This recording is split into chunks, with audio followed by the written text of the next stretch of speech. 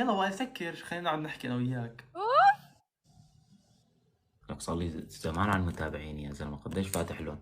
شوف قديش فاتح لون، عرفت؟ لسه مو ظابطه. طارق مو ناوي على الخير يا جماعة، والله طارق انه مو ناوي على الخير.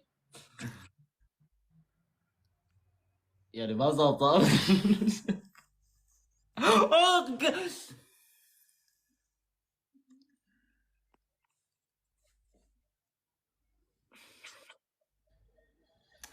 والله يا وائل اكتشفت لك انه الحب ما حلو. شو لا يا زلمه، ما بدك الحب والله الحب الحب احلى شيء تكون سنجل.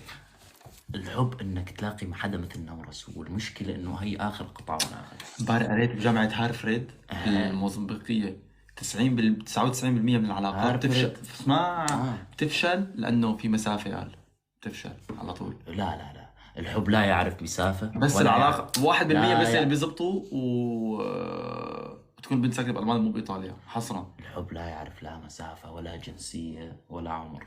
بعدين بتعرف قريت امبارح دراسة إذا الأم حولها الولد بيجي أعمى، يا سمح الله. إذا الأم حولها فيها حول. وين انت هاي مين؟ بجامعة هارفريد الموزمبيقية.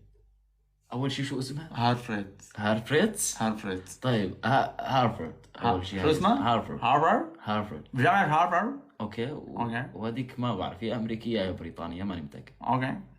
بس لا عن جد البنت لما تكون حولها الولد بيجي احول ضرب 2 على الدبل بيجي، عرفت؟